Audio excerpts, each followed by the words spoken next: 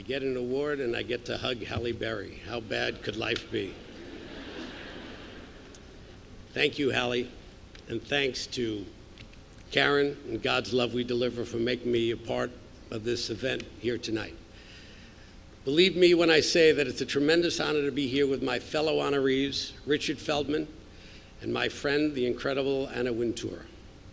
And of course, it's a true pleasure to be introduced by one of the finest actors and finest people in my business, which is not always known for excellence of character.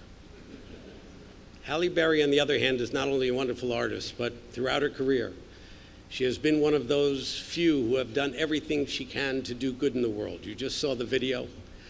That goodness shines through not only in her work, but in her works for the United Nations and for God's Love We Deliver. So thank you, Halle. I'm honored. And of course,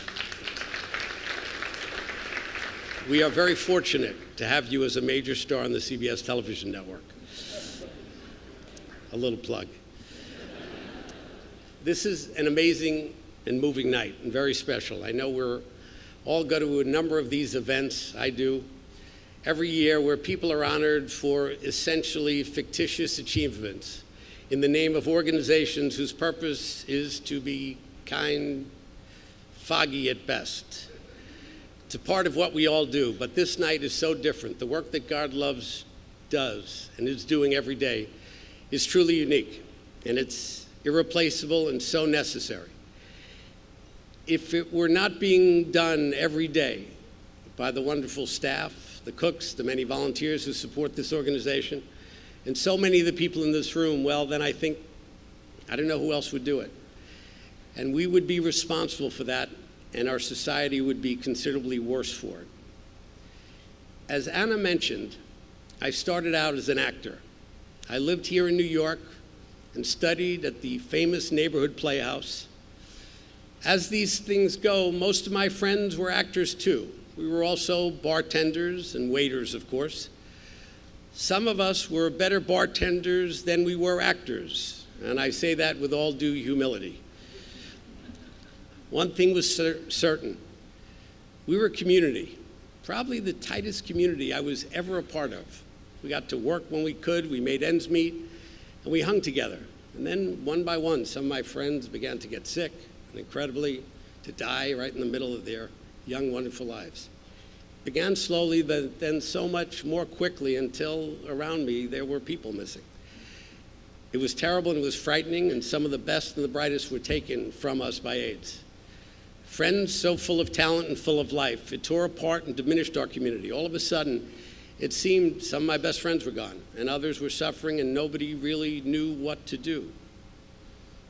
Each of us did what we could, but the system was failing. There was a huge gap in how society and our government was reacting or not reacting to this crisis.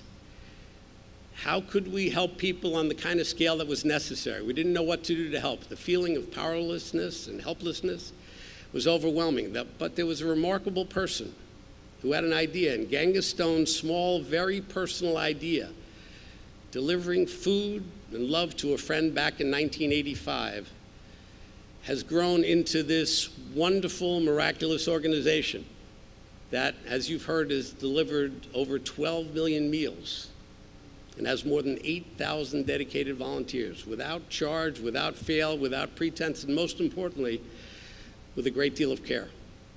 I think it's the part of caring that makes this effort so moving, so successful, and makes the effort so much more than a simple meal on wheels kind of thing, as valuable as those may be. It's about caring. As a television broadcaster, I take great pride in what we can do to deliver messages to the people. We get a lot of knocks, but there's also a lot of good that we do. At CBS, we express that feeling on the air, and for many years have brought positive messages of important subjects to millions of viewers. But television, by its very nature, touches people indirectly, at a distance. God's Love We Deliver touches people quite literally where they live, in their homes and in their hearts. There are so many remarkable individuals here tonight that have helped to bring that love and some very tasty meals to so many. So first, I want to thank my dear friend Blaine Trump, who brought God's Love We Deliver to my attention a few years back. It was a small, tiny little dinner. So when I was asked to do this, I figured I'd be talking to about 100 people. But it opened my eyes, and she did, to the wonderful things that this organization. And I know that she was instrumental in making this night happen for me, so thank you, Blaine.